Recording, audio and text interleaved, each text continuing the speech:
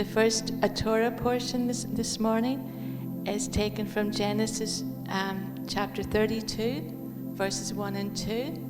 And we're going to see how the Lord speaks to us in many ways. But sometimes he uses dreams, sometimes it's visions, and sometimes the angels are there in dreams, or sometimes the angels are there in person. So we'll start with Genesis 32, 1 to 2, and then Obadiah 1 to 8, and Matthew chapter 2, 13 to 23. This is Genesis chapter 32.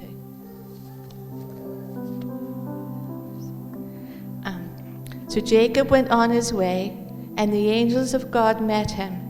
And when Jacob saw them, he said, "This is God's camp. This is a host of angels." So he called the name of that place Mahanaim. And then we're going to skip down to verses 22. The same night, Jacob arose and took his 2 wives, his 2 female servants, and his 11 children, and crossed the ford of the Jabbok. He took them and sent them across the stream, and everything else that he had.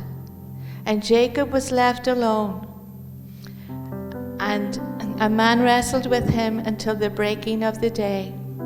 When the man saw that he did not prevail against Jacob, he touched his hip socket, and Jacob's hip was put out of joint as he wrestled with him.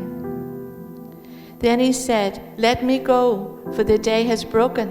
But Jacob said, "I will not let you go unless you bless me." And he said to him, "What is your name?" And he said, "Jacob." Then he said, "Your name shall no longer be called Jacob, but Israel, for you have striven with God and with men, and have prevailed." Then Jacob asked him, "Please tell me your name." But he said, "Why is it that you ask my name?" And there he blessed him. So Jacob called the name of the place Peniel, saying, "For I have seen God face to face, and yet my life has been delivered."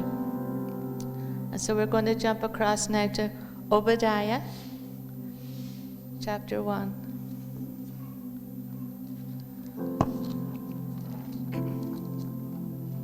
Verses 1 to 8. The vision of Obadiah. Edom will be humbled. Thus says the Lord God concerning Edom. We have heard a report from the Lord, and a message has been sent among the nations. Rise up, let us rise against her for battle. Behold, I will make you small among the nations. You shall be utterly despised. The pride of your heart has deceived you. You who live in the clefts of the rock in your lofty dwelling, who say in your heart, "Who will bring me down to the ground?" Though you soar aloft like the eagle, though your nest be set among the stars, from there I will bring you down, declares the Lord. If thieves come to you, if plunderers come by night, how you have been destroyed. Would they not steal only enough for themselves? If grape gatherers come to you, would they not leave gleanings? How Esau has been pillaged, his treasures sought out. All your allies have driven you to your border. Those at peace with you have deceived you, though they have prevailed against you. Those who eat your bread have set a trap beneath you. You have no understanding. Will I not on that day, declares the Lord, destroy the wise men out of Edom, and understanding out of Mount Esau? And now we go to Matthew chapter 2, verses 13 to 29. The flight to Egypt. Now when they had departed, behold, an angel of the Lord appeared to Joseph in a dream and said, "Rise, take the child and his mother, and flee to Egypt, and remain there until I tell you. For Herod is about to search for the child to destroy him." And he rose and took the child and his mother by night, and departed to Egypt, and remained there until the death of Herod. This was to fulfill what the Lord has spoken by the prophet, "Out of Egypt I called my son." Then Herod, when he saw that he had been tricked by the wise men, became furious, and he sent and killed all the male children in Bethlehem, and in all that region who were 2 years old or under, according to the time that he had ascertained from the wise men. Then was fulfilled what was spoken by the prophet Jeremiah. A voice was heard in Ramah, weeping and loud lamentation, Rachel weeping for her children. She refused to be comforted because they were no more.